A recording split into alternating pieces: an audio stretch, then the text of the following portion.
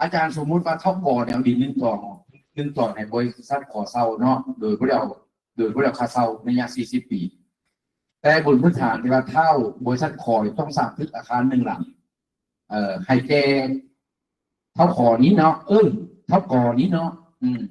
หรือมีเงินไขว่าภายหลังครบสัญญาแล้วบริษัทขอเจ้าตึกต่างกันเก่าให้แกเท่าก่อเนาะ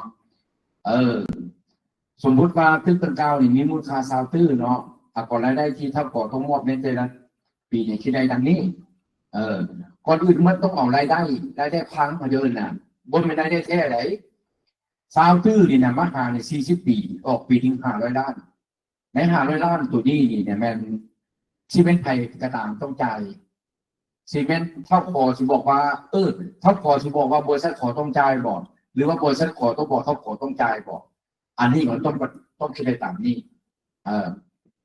แต่ประจุดของมันในจุดนี้ก็คือหลายคนจะทุ่มติ่งไว้ทักซี่ทุ่มติ่งว่าเท่าก่อนี่บนทันได้ดีรายได้เถื่อเนื่องจากทรัพย์ตัวนี้มันเป็นทรัพย์พังเพราะขอโทษซะดีนี่ถ้าว่าเท่าก่อใจก่อนหัดเป็นบ้านตัวปีเนี่ยบังเอิญ3 ปีแผ่นดินไหวซะเนาะเรือไฟไหม้ซะตึ้งตัวนิยมใส่บ่ได้และไอ้นี่จะบอกปิดเวรมาอยู่ซื้ออีสานบ่ได้แต่มาจ่ายนี่แต่ว่าหลักการของมันคำนวณแบบนี้ก็ต้องคิดแบบนี้ความหมายขั้นไทยไปเจอแบบนี้ก็คิดแบบนี้เสียแบบปืนบ่ได้เนาะ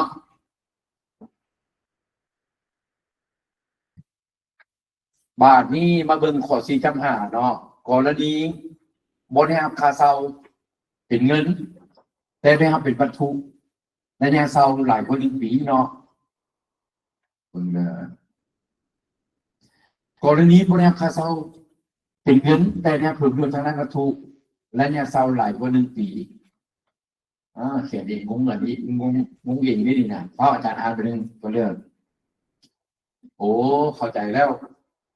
อันนี้อาจารย์เอาพฤติกรรมตัวจริงที่อาจารย์ไปเจอมาเขียนทีนี้สมมุติว่าทางน้องเพิ่นซะเนาะน้องนี่เพิ่นนี่ขายเครื่องน้องเพิ่นขายเครื่องเพิ่นขายเครื่องแล้วก็ดีนะห้องนึงละเป้าตัวจริงเรื่องนี้เด้ออาจารย์เลยไปสร้างพระผมวันนี้อาจารย์บอกว่าขอเซา3-4 เจ้าในหน้าอย่างซี่นะแล้วเดี๋ยวนี้น้องก็เลยบอกว่าค่อยให้เข้าสูงได้เบี่ยงนะก็เลยต้องแต่งกันบ่ได้ก็เลยมาเฮ็ดจังซี่ค่อยตัดผมหัวนึงสมมุติว่า100,000 กีบสมมุติเนาะเจ้าไปรถ40แล้วไม่มานั่งคอเลยต้องเวลาตัดผมแล้วนะ100,000 กีบต้องแบ่งกับรถและอันนี้นั่งคอนี่ถือว่าเป็นรายได้จากการให้เช่าส่วนอาจารย์เป็นสร้างพระภูมินะเนาะมอบดูหน้ากากให้ต้องหน้าก็คืออาจารย์ต้องเก็บแบบนะที่ตัดผมต้องเก็บแบบเลยและถึงในและอยู่ใน100,000 กีบรายรับจากค่าพระภูมิอาจารย์จะลงเป็นค่าเช่า 40% ตัวนี้อาจารย์จะลงเป็นค่าเช่าตัวนี้และเวลานั้นอาจารย์เจ้ารายรับจากการบริจาคพระภูมิเนี่ยมันลงเป็นรายจ่ายเนาะออกมาแสดงทุกอาจารย์จะคิดรายผลกำไรแบบนี้ตัวนี้เนี่ยว่ากันสิตัวจริงไหนมันจะมีอันนี้ขออนุญาตออกสื่อเนาะมันจะมีวงเวียนอยู่โบราณตัวหนึ่งมันจะมีห้างไข่เขาอยู่ข้างๆกันแล้วก็มันจะมีห้างตะปุกอยู่ข้างกันแล้วซื้อรูอ่ะอาจารย์ก็ตะปุกยังไงรูมีเนี้ยคือรูเพียงนะแล้วทางแล้วก็ค่อยตัดผมเนี่ยค่อยบริจาคค่าเช่าเอาชื่อจังไรสนะ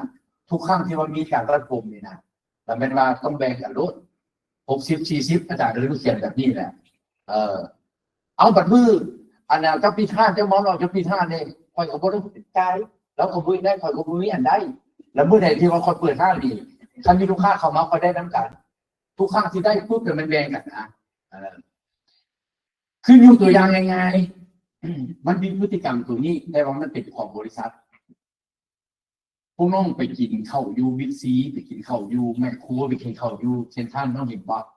พวกน้องท้องแรกเป็นแรกผู้ปกครองเป็นบ่มันที่คู่ปองตัวนั้นเนี่ยมือมาปุ๊บแล้วเป็นทางท่านที่ว่าข้าเจ้าว่านะข้าเจ้าขายเข้านะข้าเจ้าจะเอาเงินตัวนั้นมาแบ่งกันท่านที่ไปขายเข้าขายเฟอร์ขายดีขายอย่างอยู่แน่นน่ะข้าเจ้าจะไปแบ่งกับบิ๊กซีหรือว่าแบ่งกับเซ็นทรัลโดย แล้วจะพูดตกลงเนี่ยภาษา80บวก60 40บวกหรือ50อาจารย์บ่ฮู้อันนี้กันเขาเจ้าแบ่งกันเป็นมือคือกันกับตัวนี้พวกห้างตัวนี้บ่มีค่าเช่าพิจารณาขายได้หลายแบ่งกันหลายขายได้น้อยแบ่งกันน้อยตัวนี้นะ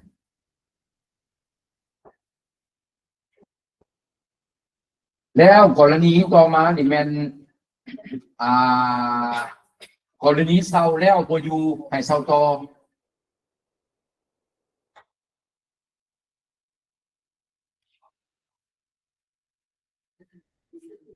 เนาะ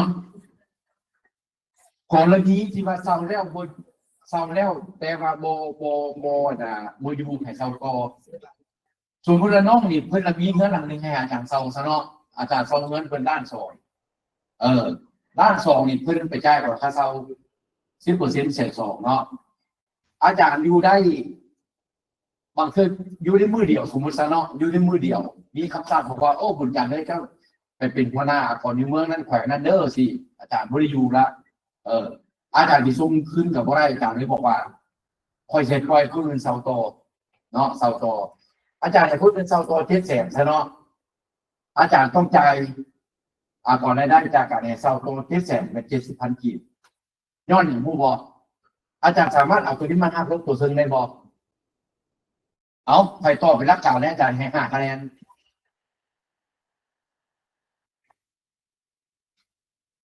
กรณีนี้นั่นอาจารย์เซาเพื่อนหลังหนึ่งมาแล้วเนาะเซาเพื่อนหลังหนึ่งมาแล้วโดยหลักการบอกว่าเงินหลังนี้เป็นทรัพย์สินทางของอาจารย์แล้วระยะทรัพย์สินทางในระยะเซาสมมติ1 ปีถ้าสมมติเนาะ1 ปีนี่1 ปีตัวนี้ที่มันเป็นทรัพย์สินทางของอาจารย์แล้วเนื่องจากอาจารย์เซาจังเป็นแล้วเนาะบาทนี้ภายหลังที่อาจารย์เซาแล้วอาจารย์บริยูคันบริยูแล้วจักเสียจังได๋เขาสิทิมกับบ่เป็นคันส่งคืนเพิ่นก็ว่าคันส่งแล้วเขาบ่ส่งเงินจากเงินเดียวคืนไหนหรือว่าส่งคืนอีกข่อยจะให้ส่งเจ้าจะ50% คือ600,000เนาะสมมุติเนาะบาดนี้บังเอิญแล้วมีอีกผู้นึงมาขอเซาตัวเอาไปเจ้า700,000ซะบาดนี้อยู่ในสัญญาระหว่างอาจารย์ครับเพิ่นนี่น่ะบ่ได้บอกภาษาว่าห้ามไว้เซาตัวอาจารย์เลยเซาตัวในราคา700,000ตัวนี้อาจารย์มีรายได้บ่มีรายได้เด้มันบ่700,000อาจารย์ก็มา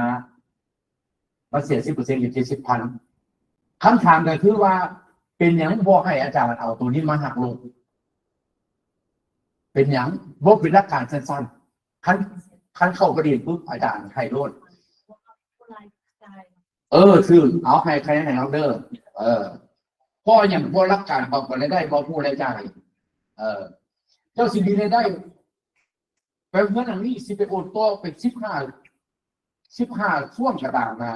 แล้วแม่นมาทุกครั้งที่ไผมีรายได้อย่างนั้นต้องแจ้งรายได้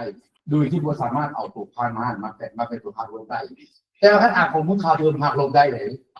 เห็นบ่ความแตกต่างระหว่างของมึงข่าวโดนกับของได้มันต่างกันตรงนี้แจ้งเพิ่นเด้อกระทั่งห้องนะเรียกมาเมื่อนี้ได้1 ว่า 2 1 ล้านแสดงกายผู้ที่ซาวเนาะเป็น6 คะแนนเลยดิมื่นมาอีกกับ11 คะแนนเลยดินี่บ่น่ะ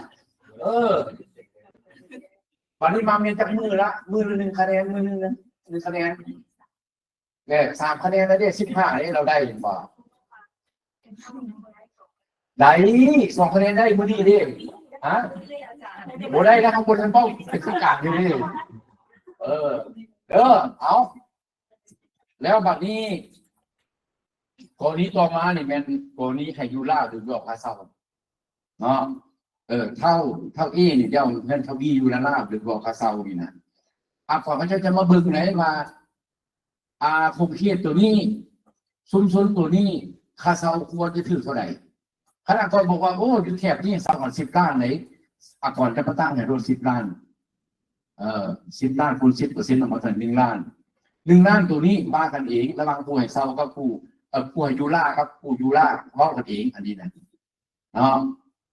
อยู่ในตัวนี้หลักการเขาจะเบิ่งอยู่ที่ว่าสมนุครัวสมนุครัวกับความเป็นสายญาติแต่ว่าอันนี้มีความจริงมันควรมีคือคำแนะนำละเอียดคือสายญาติสมมติคนนี้เป็นลูกเนาะถ้าลูกนี่ต้องเป็นลูกคนมีผัวเถื่อคนมีเมียเถื่อ คันออกคันถามว่ามีลูกมีผัวแล้วมันอาจจะเปลี่ยนอีกครอบครัวหนึ่งแล้วความหมายแล้วก็ถึงเขียนบนแจ้งเอาตามนี้เนาะเอาตามนี้ก่อนบางเทื่อหมู่กับผู้เอาให้กันอยู่สินะ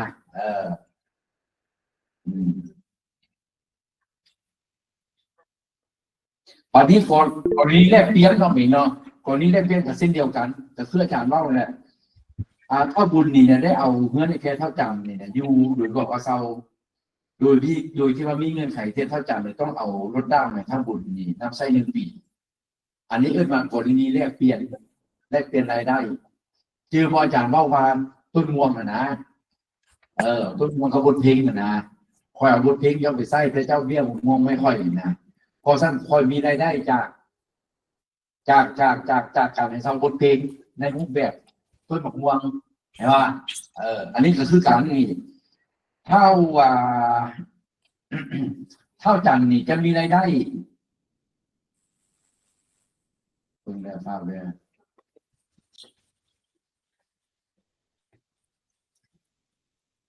เท่าจันนี่จะมีรายได้เป็นจากการให้เช่ารถเนาะแล้วเท่าบุญมีรายได้จากการให้เช่าเงินคันว่าตามแบบว่าข่อยเช่าเจ้าเช่าข่อยนะประมาณนะอันนี้ก็บ่มีอย่างเงี้ยเนาะก็เบิ่งตามนี้ว่ารายได้อย่างนี้บัดนี้กรณีที่ว่าให้เช่ารายปีโดยครับเอาค่าเช่าล่วงหน้าหมดวันเดียวเนาะแต่เป็นว่าเมื่อกี้อาจารย์ก็อธิบายแล้วเนาะแล้วเป็นว่าเอาบวกเข้ากันหมดมูลค่าที่นำเงินหันเนาะสมมุติว่าเดือน1 2024เนาะเท่าก่อแล้วดี1ต่อเท่าขอเช่ามูลค่าเช่าล้านกีบต่อปีระยะการให้เช่า5 ปีโดยที่เท่าขอใจแล้วล่วงหน้าค่าเช่าหมดวันเดียวก่อนรายได้ของเท่าขอที่ต้องเสียนี่แม่นเอาเช่าล้านคูณ5 ปีออก100 ล้านเนาะ100 ล้านคูณ10%ออกมาเลยแล้วก่อนรายได้ก่อนที่ได้มอบทั้งหมดจะพูดถึงรายเรียงส่วนต่างคืนก่อนนี้มีการจัดแก้กฎหมายตามภายหลังเนาะก็คือสมมุติว่าเดี๋ยวนี้นี่แม่นเขาใช้กฎหมายก่อนรายได้ฉบับที่67เนาะอยู่ในกฎหมายตัวนี้มาตรา39ข้อที่5เนาะคิดหน้าที่3บอกมันกำหนดไว้ว่าก่อนรายได้นี่มัน 10%ทั้ง 10% ละถ้ามันมีการให้เช่ากันระหว่าง2 ฝ่ายในระยะนี้นะแล้วแม่นว่าผู้ที่มีรายได้จะต้องไปจ่ายกัน 10%ทั้ง 10% เองอยู่นี่มันควบจำคุมมันควบคุมจากปี2025 26 27 28 29แสดงว่าค่าเช่าตัวนี้เว้ากัน5 ปีมันพอปี2029บังเอิญปี2026มันมีการปรับปรุงกฎหมายซะเนาะปรับปรุงกฎหมายก่อนรายได้โอ้ก่อนรายได้จากการให้เช่าสูงกว่าอัตรา 10% นี่ดูมันเหลือ8แสดงว่าไอ้นี่มอบเลยบ่ให้รายเรียนคืนบ่ถือว่าเป็นการมอบเผยหรืออัตราของรายได้ขึ้นจาก10เป็น15ไอ้นี่ก็ไม่ต้องจ่ายตึงอีก 5% เนื่องจากสัญญาเช่าและธุรกรรมการเช่าและการหลักการต่างๆเนี่ยเขาปฏิบัติตามกฎหมายเลขที่67แล้วก็ถือว่าจบ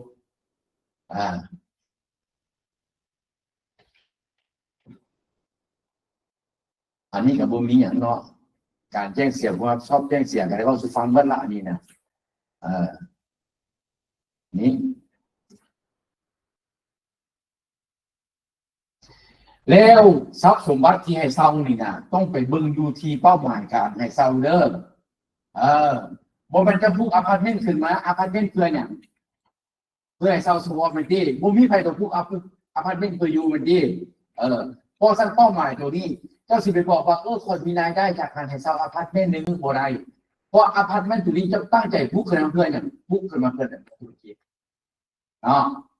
พอสั่งขั้นแต่ธุรกิจแล้วจะต้องไปขอใบทะเบียนวิสาหกิจจากอุตสาหกรรมการค้าไปขอใบการเรียนการขอระบบจาก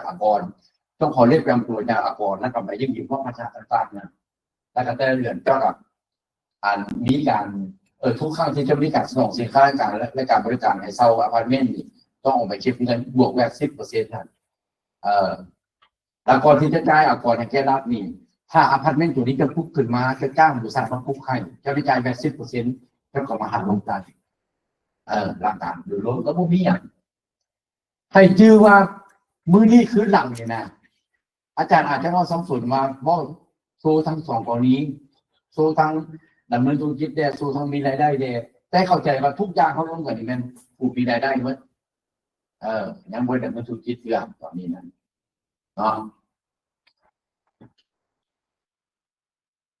เป็นยังไงอาจารย์น้องเขาถามแด่กรณีค่าเช่าต้องได้เสียก่อนบก.นี่ที่ว่าเป็นลูกของเจ้าของเรือนค่าหุ้นเป็นลูกเจ้าของเรือน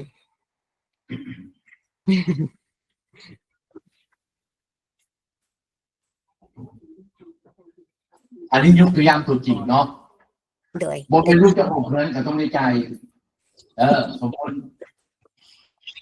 การ ได้รั เข้า บ หรือ ค่าหุ้นนั่นโดยเป็น เป้า ค่า ห หุ้ มาน ยเข้าไปที่ไอ้อย่างการเรื่องธุรกิจเนาะเป้าหมายอันที่สองมีอย่างเป็นที่อยู่อาศัยเนาะบัดนี้ก็คืออาจารย์ต้องตัวจริงของอาจารย์สู่ผู้น้องฟังกันนะอาจารย์ตั้งบริษัทมาแล้วปุ๊บเนาะก่อนมึงอาจจะฟ้องถามว่าจะมีที่ตั้งขัดแน่บอกบ่มีคันบ่มีอาจารย์ต้องเซาเป็นที่เซาไปเซาเงินอาจารย์เองนี่แหละถ้าบุญจันทร์บรณราช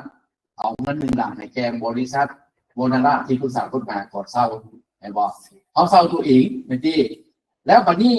เพื่อนที่เป็นของอาจารย์เนี่ยนะบริษัทเป็นทรัพย์สมบัติของบริษัทเนาะอาจารย์ให้บริษัทเซาอาจารย์มีรายได้อาจารย์ก็ต้องไปแจ้งเสียก่อนรายได้บัดนี้มันก็ควบคุมผู้ประกอบบริษัทในบัดนี้บัดนี้อาจารย์ก็ไปยื่นหาเมื่อจะฟ้องได้ขอเรียกจำตัวขอนั่นขอนี้ได้ต่างๆเนี่ยนะอันนี้เป็นกรณีบริษัทบัดนี้กรณีบุคคลเนาะกรณีบุคคลนี่ถ้าว่าลูกกับแม่ถ้าสมมติโคเดียวกันนะอยู่ระนาบโดยจะบ่จำเป็นสีอย่างนะสิใจคาเซาแต่ว่าถ้าว่าลูกกับแม่ถ้าว่าลูกแล้วมันธุรกิจต้องเฮ็ดคือของอาจารย์เล่านี่เพราะว่ามันมีกรณีหนึ่งก็คือสมมุติว่าลูกแล้วเงินธุรกิจเนาะแม่เป็นเจ้าของเงินซะแม่อาจจะถือหุ้นเนาะถือหุ้นในรูปแบบที่ว่าเอาเงินนี่มาจ่อยกับลูกสร้างเป็นบริษัทในกรณีนี้นี่เงินหลังนี้นี่เป็นทรัพย์สินของบริษัทแล้วเนาะจากการประกอบหุ้นนี่นะแล้วเวลานี้เงินหลังนี้นี่เป็นทรัพย์สินของบริษัทแล้วบริษัทสามารถใช้ทรัพย์สินตัวนี้ได้ออโต้เลยบ่จำเป็นสิมีการให้เซาแต่ว่าโดยลักโดยลงของมันเลยแม่นว่าต้องไปเฮ็ดธุรกรรมออกสื่อของบริษัทให้มันถูกต้องเข้าใจเนาะได้บอลทั้งบ้านเรามักถามมาอย่าไปซื้อเสียคะแนนเราไหนทุกคนเคยมีเลยมันใครถามไม่ได้เลยอาจารย์ให้คะแนนแต่สุดที่บทที่บอกเสือแสดงว่าถามแล้วถามฟรีถามมาน่ะ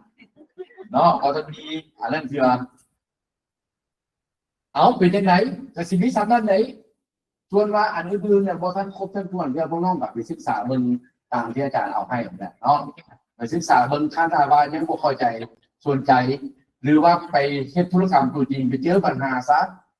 แซดมาถามอาจารย์ได้อาจารย์ให้ข้อมูลว่าเป็นอย่างแล้วอีกอันนึงทักษะสิทธิ์ของตัวเองเด้อเดี๋ยวนี้อาจารย์ยังนโยบายอยู่ว่าท่านปิดรุ่นเรือถ้าว่าอาจารย์สอนจบรุ่นนี้ไปแล้วปุ๊บเนาะแล้วมันเป็นไผบ่ทันเสนอตัวเองออกมาให้อาจารย์เรียนดีแซมมาถามอาจารย์น้องรุ่นที่19เด้อเห็นแต่เบอร์โทรอย่างเหลืองอาจารย์แต่บ่ตอบคุณลุงเครียดไหนพอท่านอาจารย์จะพูดจะมาแต่ละคนเป็นไผอันที่หนึ่งอาจารย์บ่มักดอกเพราะอาจารย์เข้าแล้วอาจารย์มีครอบครัวแล้วอันที่สองอาจารย์บ่ไปขายคอนเซ็นเตอร์ดอกหลายคนเข้าใจว่าอาจารย์เอาเขาพูดไปพวกว่าเสียแบบคอนเซ็นเตอร์นี่เพียงแต่เขาอยากพูดจังว่าอันนี้เป็นอย่างของเขาอันนี้เป็นน้องนุ่งเฮาเดอร์ลูกศิษย์เฮาเดอร์โอเคอันนี้น้องนุ่งเฮาเดอร์เขาต้องได้บอกกับเจ้ามีปัญหานะก็คือว่าแหละอาจารย์นี่ปีนี้อาจจะ300ปีหน้าอาจจะ400เมสเสจเข้ามาแต่ละมื้อนะอาจจะถามมานะเพราะท่านอาจารย์จะเลือกตอบผู้เลยผู้ที่อาจารย์ที่ท่านผู้อาจารย์ผู้แล้วจะผ่านไปก่อนแล้วถ้าว่าถึงว่าจะสู้หน้าสู้ตาสู้เสื่ออย่างมูลแล้วก็ตามเนี่ยถ้าเขาถามอาจารย์ก็ถามไม่โบต้องเกรงใจและโบต้องย่าอาจารย์เครียดแล้วก็โบต้องเครียดอาจารย์อีกน้อยเนี่ยมันหลายมันตอบว่าคันสมมตินะก็นั้นก็ทำไปแล้วมินยูเซอร์มินยูบนมันตอบเสือก็เครียดนะเขาต้องกล้าถามแบบมองบนตรงวางสั้นบนตรงวางสั้นเด้อเขาเป็นไอ้ร่องกันเข เขาต้องช่วยเหลือซึ่งกันและกันเด้อท่านถามมาบ่ตอบถามไม่ท่านถามไม่บ่ตอบเรื่องการตอบคำถามนี่ให้จื้อเด้อถ้าว่าตอบเสร็จกันนี่พวกเข้าใจหรอกแล้วถ้าว่าอาจารย์มีเงินการอาจารย์จะโทรหาโลดรุ่นนี้อาจารย์โทรหา2-3คนละโทรไปแล้วโทรไปเขาเว้ามันจะแจ้งว่าเขาเสร็จแล้ววันนี้ถ้าว่าอันจะโทรหาอาจารย์นะอาจจะใช่ว่าอาจารย์โทรหาเดหรือว่าอาจารย์บางโทรกลับเดจากผู้ปั๊บโลดหรือว่าโดยสั้นกับฝากข้อความไปก่อนโอ้อาจารย์น้องมีปัญหาซี่เนาะส่งข้อความเสียงมาก็ได้อาจารย์โบถือเด้อเสียใจไหนก็ได้อาจารย์บางตอบต้องแดงปึ๊บท่านคอยอ่านดูข้อความคอยเข้าใจคอยการชี้ตอบท่านคอยบอกเข้าใจคอยการชี้ผู้หาใหม่แล้วก็ถามข้อความรายละเอียดใหม่อันนี้เจ้าอยากถามเรื่องอย่างนี้โอ้น้องตัวนั้นตัวนี้นะอาจารย์ปึ๊บเขาเข้าใจเขาล้มแต่เลยรถโมเป็นบางคนเพื่อสมองกับมีย่ำไปย่ำมาเข้าใจครับเข้าใจครับแล้วไปจื้อไว้อย่างซี่ทางบ้านก็ซื้อกันคันโบเข้าใจตัวใดกันแชทถามมาอาจารย์กสิกรแบบนี้3ตัวนี้คือเก่า1อันว่าแจ้งเข้าใจงานนี่2ว่าโปรแจ้งตีวัง3ตัวว่าเลยคือเก่าแล้วอาจารย์จะมีทางออกให้โอ้อันปัญหาตัวนี้ควรเสนอแบบนั้นแบบนี้มีอย่างนะคนที่เป็นนั้นแบบนี้อาจารย์จะเสนอให้แต่ที่มันง่ายพอแต่อาจารย์ยังอยู่กลุ่มก่อนนะอาจารย์มาที่ไปเสนอมาสร้างแล้วคอยจะตอบเป็นบนกี่แห่งละคอยจะเซ็นกลุ่มไปให้สิ่งที่คอยอธิบายแต่เดี๋ยวนี้มันบนในสร้างอาจารย์แบบนานได้จะแสดงว่าหลายปัญหาเขาต้องอาศัยกลุ่มอยู่ทางไหนต่อประมาณเนาะเข้าใจเนาะแสดงว่ามื้อนี้เขาปิดภาคกลุ่มมีรายได้สันนี้กับอีกชนิดกับขอเข้าใจเนาะที่ว่ามื้อนี้อุ่นหนาฝาข้างมีคนหลายขึ้นเนาะแค่ไหนผู้ว่านี่ก็ดีใจเนี่ยท่านคนมาหลายนะบอกท่านคนมาหลายผู้ว่านี่ก็โอ้เคยได้ยินไอ้ก่อนที่ทานตะเกียงเนาะเคยได้ยินก่อนที่ทานตะเกียงตอนนี้ฟังก่อนสนะเดี๋ยวฟัง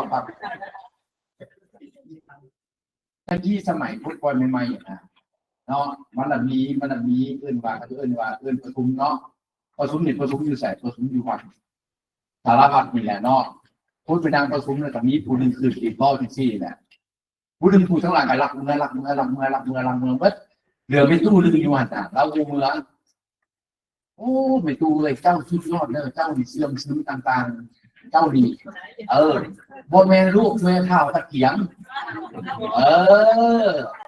ท่านบนข้อค้าตะเกียงเราเป็นเมืองแล้วสมัยแสดงงานผู้ว่าพอดีเรื่องความหมายยุคภูมิกรกับซื้อกันเนาะบางเทื่อประชุมร่วมกันนะพอ5 โมงบ่ายคนอยู่เมื่อ5 ลูกมาเก้าเมื่อเมื่อเนาะมี2-3 คนถ่ายอยู่เขาถ่ายยังถามว่าไฟอันจูหรือเปล่าซื้อกันเนาะจุกเท่านั้นเอาขอบใจพักก่อน